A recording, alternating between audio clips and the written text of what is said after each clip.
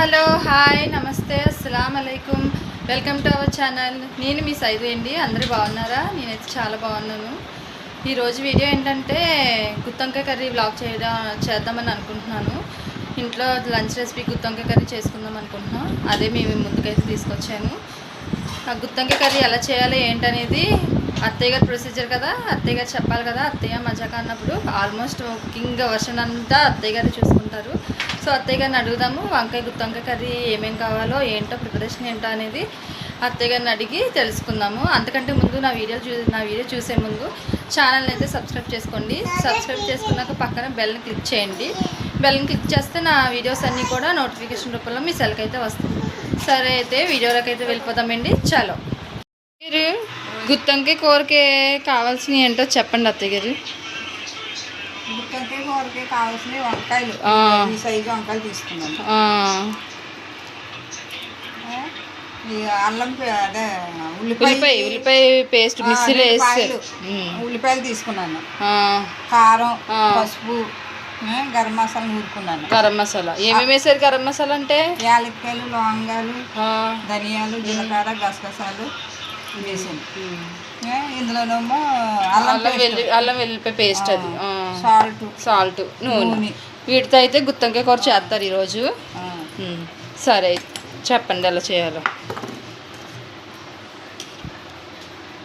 ఉల్లిపాయ పేస్ట్లో అల్లం వెల్లుల్లి పేస్ట్ వేసారు, 1 స్పూన్ వేసారు. గరం మసాలా 1/2 స్పూన్ వేసారా? 1/2 స్పూన్ వేసారు. కారం 1 స్పూన్ వేసారు. కారం వాడుకున్న వాళ్ళు ఇష్టమైంది. అది ఎక్కువ తినాలనుకుంటే ఎక్కువ వేసుకోవాలి, మీడియంగా తినాలనుకుంటే 1 స్పూన్ సరిపోద్ది. పసుపు 1 స్పూను, ఉప్పు తగినంత. ఇవన్నీ వేసుకొని కూడా ఈ మసాలా అంతా బాగా కలిపేసుకోవాలి. ఉల్లిపాయ ముద్ద ఇవన్నీ కూడా బాగా కలుపుకోవాలి.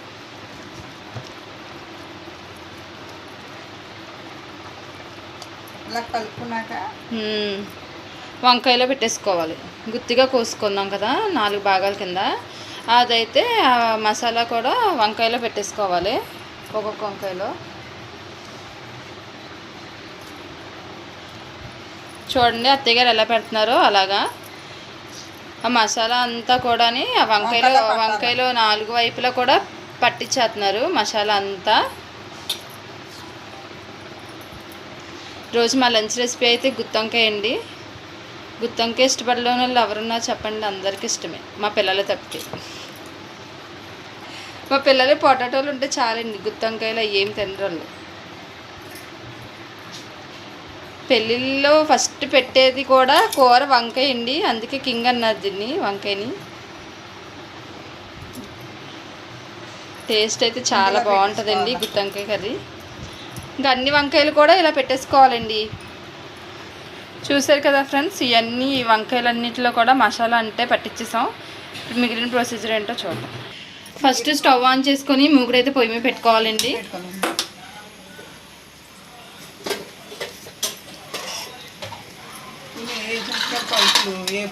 వేపుకోవాలా?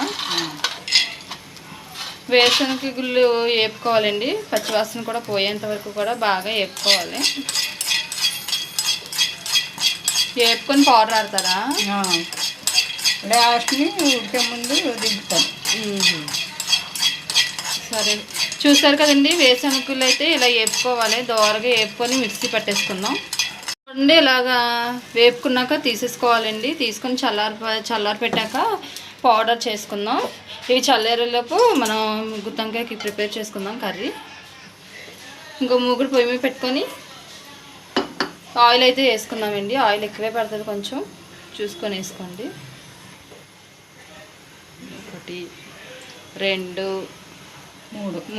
3 గరిటెలు వేసారా నూనె? నూనె అయితే కాగిందండి. కాగాక మనం ఇందాక మసాలా పట్టాం కదా వంకాయలు, ఆ వంకాయలు అయితే అందులో వేసేసుకున్నాం.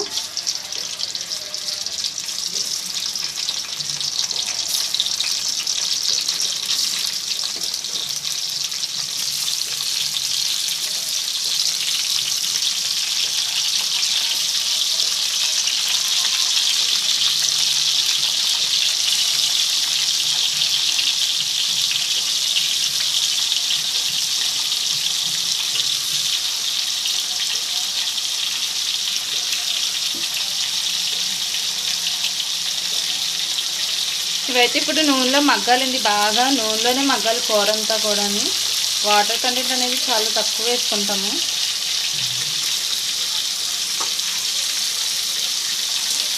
సరే అండి, వంకాయలు మగ్గేసరికి మూత పెడదాం. 5 మినిట్స్ అయితే మగ్గాలి. 5 మినిట్స్ టైం పడుతుంది. మగ్గిందో లేదో చూద్దాం అత్తయ్య గారు. ఇదిగోండి చూడండి, నూనెలో వంకాయ అయితే ఎలా మగ్గిపోయిందో.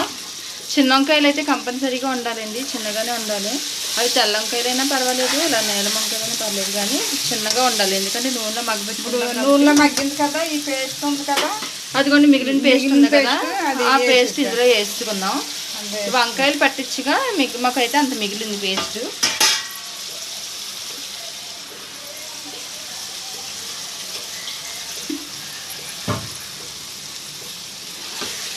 ఈ పేస్ట్, ఉల్లిపాయ పేస్ట్, వంకాయలు కూడా అంతా నూనెలో శుభ్రంగా మగ్గిపోవాలండి బాగా. ఎంత మగ్గితే అంత టేస్ట్ అయితే వస్తుంది.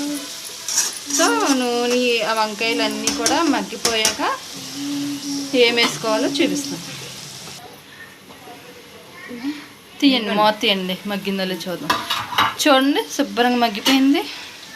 పేస్ట్ కూడా వంకాయలు బాగా పట్టింది. గ్రేవీ కూడా గ్రేవీలాగా ఉన్నట్టు ఉంటుంది.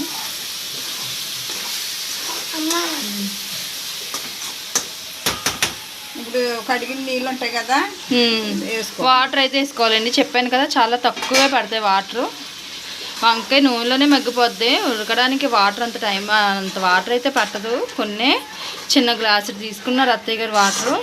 పేస్ట్ ఉంది కదండి, కంచంలో ఉన్న పేస్ట్ ఇంకా ఉందని చెప్పి అందులో వాటర్ వేసారు. ఇంకంతే, కడిగిన నీళ్ళు వేసుకుంటే ఆ వాటర్ అంతా కూడా ఉడికిపోయాక చూద్దాం. మూత అయితే పెట్టుకుందాం.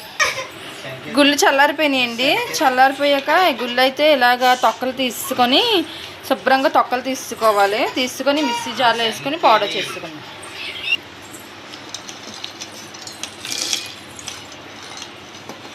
దీన్ని అయితే ఫైన్ పౌడర్ కింద చేసుకుందామండి. మా అమ్మాయి చూడండి గుళ్ళు తీసుకొని తినేస్తుంది. పచ్చి నచ్చలేదంటండి, అవి చిచ్చి అంటుంది. చూసారు కదండి, మొత్తం ఇలాగా ఫైన్ పౌడర్ కింద చేసుకోవాలి. మెత్తగా అయిపోయింది బాగా. మూత తీసుకుందామండి.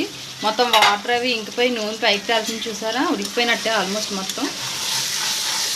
నూనెలోనే వంకాయ సగం ఉడికిపోద్దండి. మనం కొన్ని వాటర్ వేసాం కదా, ఆ వాటర్లో ఇంకా ఉడికిపోద్ది. టేస్ట్ అయితే వేరే లెవెల్లో ఉంటుందండి. అందులోకి మా అత్తయ్య గారు స్పెషల్ కదా, పౌడర్ అంతా కూడా జల్లేసుకున్నాం. దించే ముందు జల్లుకోవాలి. 5 మినిట్స్లో దించేస్తాం అనగా అప్పుడు జల్లుకోవాలి గుల్లి పౌడర్ మొత్తం, పల్లి పౌడర్. సో వంకాయ పట్టాలి కదా, పౌడర్ అంతా కలుపుకుందాం.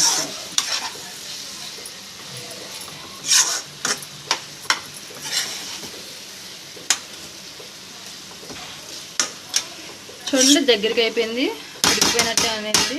ఆ దగ్గర ఉడికిపోయినట్టేనా? ఇప్పుడు మరి గుల్లి పౌడర్ అంతా మగ్గాలి కదా, ఒక 2 మినిట్స్ అయినా 1 మినిట్ అయినా ఉంచుకుందాం పొయ్యి మీద. ఉంచుకున్నాక స్టవ్ ఆఫ్ చేసాం. అంతే అండి, రెడీ అయిపోయింది. గుల్లి పౌడర్ అంతా కూడా వంకాయకి బాగా పట్టేసింది, రెడీ అయిపోయింది. వంకాయ చూసారా మెత్తగా ఎలా ఉడికిపోయిందో, మొత్తం ఉడికిపోయింది.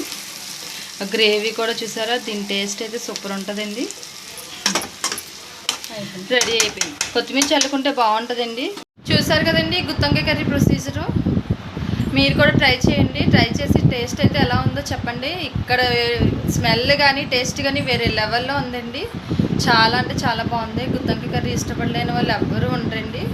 సో ట్రై చేయండి. ట్రై చేసి ఎలా ఉందో నాకైతే కామెంట్లో పెట్టండి, టేస్ట్ ఎలా వచ్చింది అనేది. నా వీడియో నచ్చినట్లయితే లైక్ చేయండి, షేర్ చేయండి, సబ్స్క్రైబ్ చేసుకోండి. సో నెక్స్ట్ వీడియోలో అయితే కలుద్దాం. Bye bye.